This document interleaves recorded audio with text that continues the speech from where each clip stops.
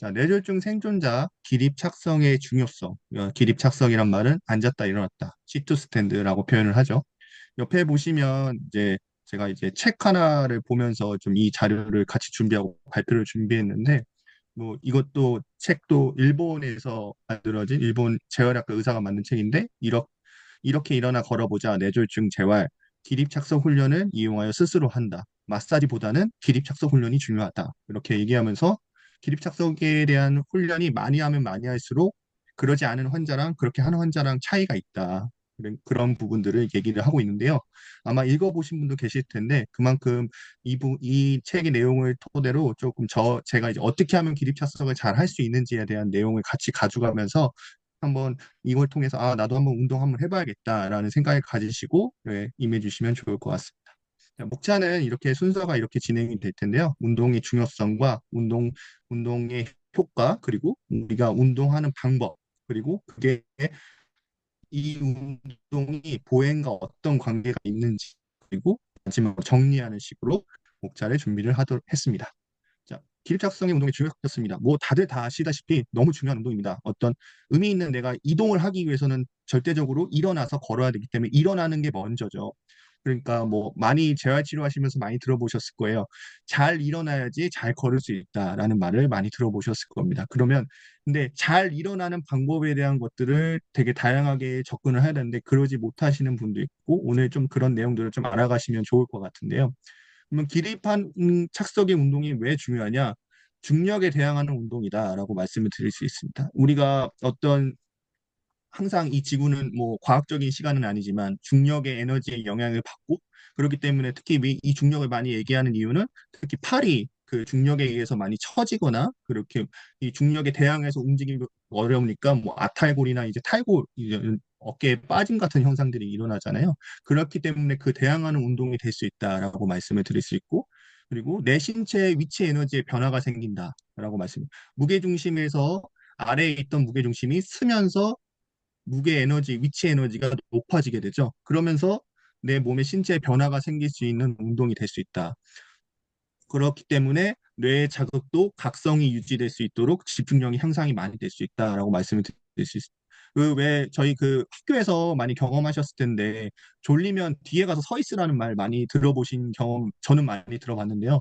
그러면 이제 서 있는 것 자체가 에너지 위치가 달라지기 때문에 뇌의 자극이 더 새롭게 들어오고 그렇기 때문에 각성 상태 유지가 더 될 수 있다.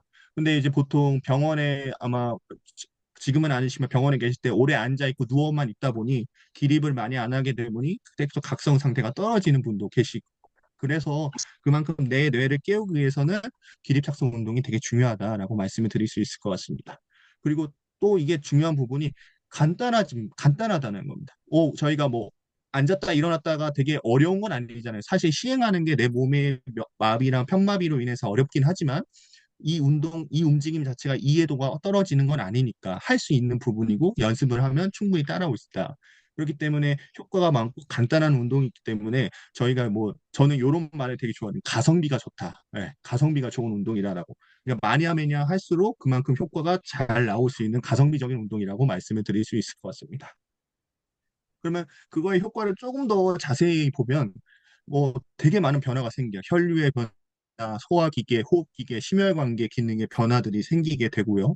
그리고 당연히 잘 아실 거예요. 뭐 요즘 뭐 일반인들도 스쿼트 많이 하잖아요. 그 스쿼트의 운동이 되게 강도도 많이 되고 하는데 근육 강화, 그래서 뭐 전신 근육을 사용해 발목, 무릎, 고관절, 등, 목 등, 그리고 뭐 쿼드리세스, 햄스트링 뭐 이렇게 말할 수 있는 다리 근육들, 엉덩이 근육들, 종아리까지 그리고 코어, 우리가 항상 중요하다는 코어까지 말씀을 드릴 수 있을 것 같습니다. 그 부분에 강화가 될 수 있다. 그리고 뇌신경 자극은 레티큘러 스파이널 스트랙, 뭐 손해, 뭐 대뇌 대뇌 겉제, 기저의 시상까지 다양한 자극들이 뇌에도 일어나고 있다. 그러니까 이 운동을 충분히 하는 거와 하지 못하는 거의 차이는 보행에서 많이 느낄 수 있을 거고 그 부분에 대해서 조금 더 효과가 있다라고 했으면서 움직임에 대해서 설명을 하면서 좀 더 자세히 설명을 드리도록 하겠습니다. 자, 제가 예전에 한번 올렸던 영상인데요. 한번 보시면서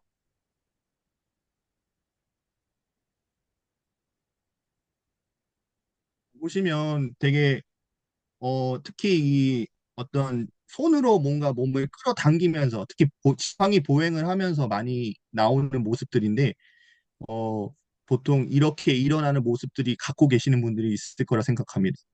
그래서 보시면 양발이 잘 나란히 있는지 발의 위치가 되게 중요하고요.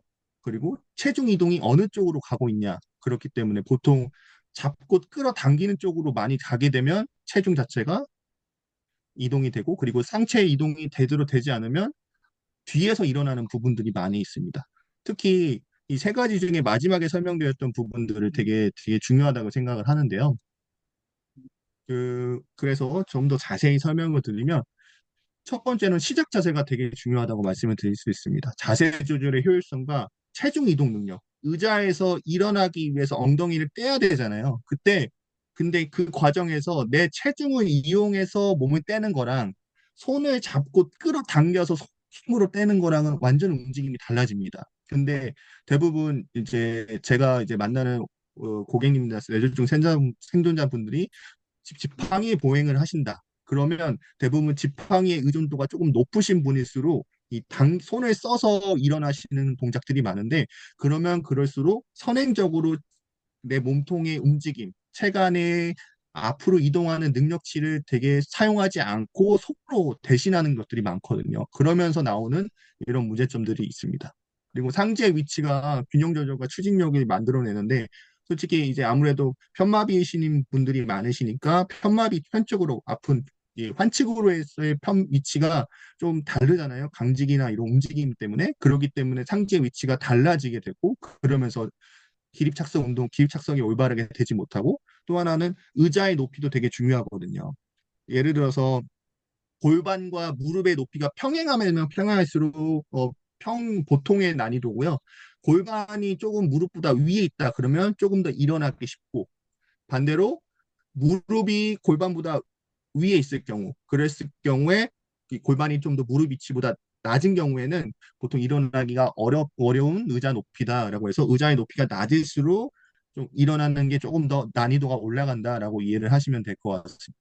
그래서 보통 예를 들으면 의자랑 사실 변기에 앉는 거랑 의자에서 일어나는 거랑 좀 차이가 많이 있어서 특히 아까 이주 선생님이 그 낙상의 얘기를 하실 때도 화장실에서 일어날 때 변기에서 또 일어날 때 앉을 때 많이 사고가 나는 이유가 변기가 되게 일반적인 위치가 많이 낮아요. 그러다 보니까 일어날 때 더 많은 힘이 드러나기 때문에 평상시에 움직이는 것보다 화장실 변기에서 움직임이 더 어렵기 때문에 그래서 좀 더 낙상 위험이 있다라고 말씀을 드릴 수 있을 거예요.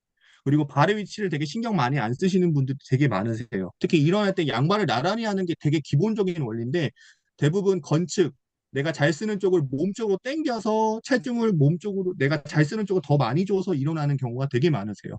그러다 보니 한 건축만 더 과사용돼서 더 힘들어지는 경우가 많고 환측을 지지면으로 잘 사용하지 못하는 경우가 되게 많습니다. 그렇기 때문에 발의 위치도 되게 중요하다라고 이렇게 말씀을 드릴 수 있을 것 같습니다.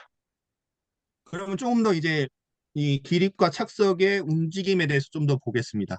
움직임을 보면 첫 번째는 굴곡의 모멘텀이라고 좀 어렵게 설명을 드렸지만 사실 모멘텀이 이동입니다. 그 내 무게 중심이 앞으로 쏠리는 거죠. 그러면은 이제 사진에 보이다시피 엉덩이가 살짝 들면서 체간이 앞으로 숙여지고 그러면서 다리에 체중이 들어가는 게 됩니다. 이때 이렇게 움직임이 시작되고 그다음에 그러면서 무게중심이 좀 더 앞으로 이동하게 됩니다. 근데 이 1번과 2번의 사이를 가실 때 뒤로 일어나신 분이 이때 엉덩이를 때리세요. 떼버리세요. 그러니까 몸을 앞으로 가지 않고 조금 엉덩이가 살짝 떼질 때에서 바로 위로 일어나시려고 하거든요. 그게 지금 그런 부분들이 많다. 근데 사실 모멘텀이나 이동이라고 표현을 했지만 체간이 더 앞으로 몸을 이동해서 이 발목이 이 배추굴곡이라고 해서 도지플렉션 많이 저희 이게 발목 드는 동작이 최대한 동작이 각도가 나와야지 발이 버텨주면서 그 안정된 상태에서 3번이 신전을 가면서 안정화가 되거든요. 근데 지금 보면 그 제가 이제 많이 말씀을 드리지만 1번과 2번의 운동의 이 사이에서 그냥 팔을 당기면서 그냥 그 뒤에서 일어나는 엉덩이가 뒤쪽에 있으면서 몸통이 뒤에 있으면서 일어나는 경우가 많다라고 말씀을 드릴 수 있습니다. 근데 이게 되게 사실 많이 어렵기 때문에 좀 연습이 필요한 경우가 많이 필요하다라고 말씀을 드릴 수 있을 것 같습니다. 그러면 또 착석, 앉는 것도 되게 중요한데, 앉는 게 되게 사실 일반적인 일어서는 동작보다 시간도 많이 걸리고 어려운 이유가 시각에 의존하지 않고 골반을 내가 정확히 놓아야 하는 과정이 필요하다고 말씀드릴 수 있을 것 같습니다. 아까 이희주 선생님도 설명을 한번 드렸지만, 그 보이지 않는 시각, 이 시각에서 내 몸의 감각을 통해서 앉아야 되기 때문에 더 어려운 동작이 될 수 있고, 사실 일어나는 거에 역순이기도 하지만 사실 그러면서 무게중심을 낮추는 동안 계속 발로 두 발에 지지를 하면 안정성을 지속적으로 유지할 수 있는 능력이 요구되기 때문에 그러기 때문에 좀 더 어렵지만 그 운동을 계속 지속해야 된다. 이런 과정이 필요하다라고 말씀을 드릴 수 있을 것 같습니다. 그러면 이 방법에 대해서 이제 어떻게 생각을 하면 저는 초보자나 중급자 이상으로 이렇게 두 가지로 나눠서 말씀을 드릴 수 있을 것 같아요. 그래서 초보자는 우선은 손 지지 없이는 힘드니까 지팡이를 이용해서 일어나자. 근데 지팡이를 이용할 때 그러니까 최대한 누르지 않고 지지를 하면서 일어나는 연습이 필요하고요. 이제 오른쪽에 사진을 보다시피 가운데 지팡이를 놓고 디뎌서 일어나는데 발의 위치는 나란히 어깨 넓이 정도 고정하고 의자 높이가 조금 골반의 위에 있어서 무릎보다는 조금 위에 있는 상황에서 그래야지 좀 더 일어나기가 쉬우니까. 그래서 지속적인 반복 연습이 이게 필요하다. 그러면 그 기준은 몇 대 정도 해야 되냐? 그러면 이제 책에서는 1분에 6회, 그래서 하루에 400회 정도라고 해서 3.0 매츠 정도 되는 중강도 운동이라고 얘기를 하고 있습니다. 어, 되게 이 부분에서 되게 좀, 이걸 좀 되게 놀라시는 분도 있고, 이렇게 많이 안 해보신 분들이 있다면 한번 노력을 해봐서 만들어 보시는 것도 되게 중요하다고 생각합니다. 그만큼 많이 하면 할수록 되게 좋은 운동이고 필요한 운동이다라고 말씀을 드릴 수 있을 것 같습니다. 자, 이제 다음은 이제 중급자 이상의 운동입니다. 이때부터는 손에 지지가 없어야 됩니다. 그러니까 손에 지지가 없다는 건 어떤 것을 잡지 않고 아까 제가 계속 강조한 체간의 이동, 몸통을 앞으로 이동을 이용하여 일어나는 겁니다. 그렇기 때문에 이 동작이 되게 쉽지는 않지만 이런 동작으로 계속 세간의 이동을 이용하면서 일어나는 연습을 해주시고 의자 높이는 조절한다는 말은 이제 좀 낮을 수 있으면 좋죠. 만약에 나는 좀 높은 상태에서 잘한다 그러면 좀 낮아서 낮은 상태에서 일어나는 연습도 해보시면 좋고요. 그래서 1분에 6회 정도인데 7에서 10세트. 그래서 오전 오후 합치면 400에서 600회까지 날 수 있을 것 같습니다. 근데 제가 이제 이 중급자랑 초급자랑 나누면서 가장 큰 기준은 우선은 지팡이에 손을 지지하냐 아니냐가 되게 중요한 것 같아요. 똑같은 개수를 하더라도 사실 지지하는 거랑 지팡이로 어떤 잡고 일어나진 거랑 잡지 않는 거랑 에 대한 그 난이도가 되게 다르기 때문에 아까 말씀드렸던 그런 자세 조절의 능력치가 되게 중요하기 때문에 충분하게 초급자의 운동을 하시면서 중급자의 움직임 연습을 많이 해보셨으면 좋을 것 같습니다. 그러면 이런 말씀을 드리는 이유가 왜 보행이랑 연관성이 있냐? 그러면 사실 제가 만나는 그 뇌졸중 생존자분 중에 부축하나 혹은 지팡이를 사용하여 걸을 수 있는데 일어서는 게 안 되시는 분들도 있어요. 그러니까 되게 여러 번 이렇게 막 몸에 밸런스를 줘야, 이렇게 바운스를 줘야지 일어나시는 분들도 있고 아니면 지팡이 없이 어떤 잡는 게 없으면 못 일어나시는 분들이 있습니다. 그러면 그 이유가 보행이 실질적으로 일어나는 필요한 힘보다 기립 착성에 필요한 동작 정도와 근력의 힘이 더 크거든요. 더 많이 들거든요, 사실. 근데 일어나는 순간은 한순간이고 보행은 쭉 지속적이기 때문에 그 한순간의 운동이 충분하지가 않으니까 어떻게든 일어나서 한번 걷는 거, 이 걷기에 너무 집중이 되다 보니까 이 기립착성 운동이 많이 저하가 되신 분들이 많다. 특히 그 지팡이를 짚고 걸으시는 분들 중에 이 기립착성 운동에 아까 말씀드렸던 제가 초급자와 중급자를 나눴잖아요. 그 손을 쓰는 유무에 대한 것들이 잘 안 되시는 분들이 많습니다.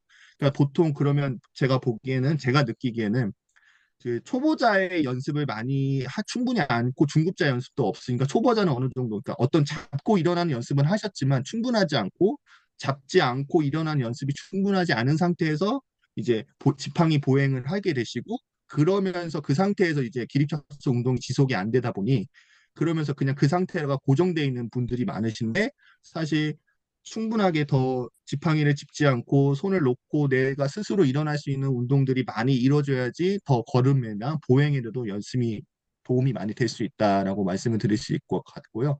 그리고 사실 아까도 말씀드렸지만 내 체간을 조절하여 몸을 앞으로 이동하는 것 자체가 걸을 때도 많이 나오거든요. 근데 그 부분들이 없이 걷는 연습만 하시면 그 체간의 이동이 앞으로 나가는 느낌들이, 나가는 움직임들이 많이 나오지 않는다라고 말씀을 드릴 수 있을 것 같습니다.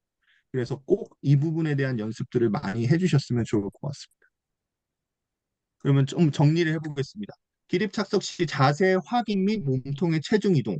그러니까 몸통을 중요한 건 앞으로 보낼 수 있냐.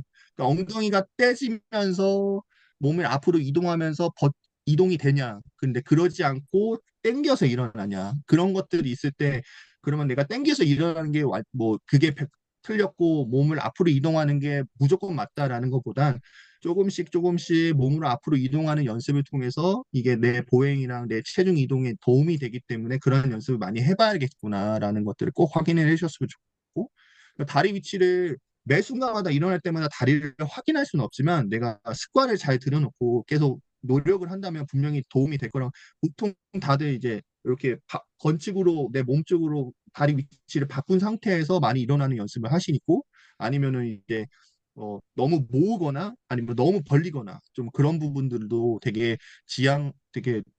적극적으로 좀 이렇게 좀 피해야 되는 부분이니까 좀 어깨 넓이로 지지하고 양발 나란히 될 수 있는 상황에서 일어나는 연습 많이 해주시면 좋겠습니다. 아까도 마지막 부분에도 말씀드린 것처럼 지팡이 보행에 의존이 크신 분들은 꼭 지팡이 없이 기립 착석 운동이 될 수 있도록 연습이 꼭 필요하다고 꼭 강조를 드릴 수 있을 것 같습니다. 보통 이제 뭐 재활병원에서 이제 걷는 연습하시고 뭐 잘 하시고 이제 지팡이를 보행으로 계속 의존동을 하면서 이러다 보니까 이제 그런 제가 말씀드렸던 아까 계속 강조했던 기립 착석 운동 시 필요한 동작들이 제대로 일어나지 않은 상황에서 걷고 계시는 분들이 많이 계십니다. 그렇기 때문에 아까도 말씀드렸다시피 간단하면서 많이 하면 많이 할수록 효과적인 가성비 좋은 운동이기 때문에 꼭 계속 지속적으로 연습을 많이 하셔서 하루에 400개, 600개 하는 건 되게 어렵습니다. 쉽지 않습니다. 그렇지만 꼭 그 정도는 할 수 있는 능력치를 꼭 만드셨으면 너무 좋을 것 같습니다. 자, 오늘까지 마무리하도록 하겠습니다. 감사합니다.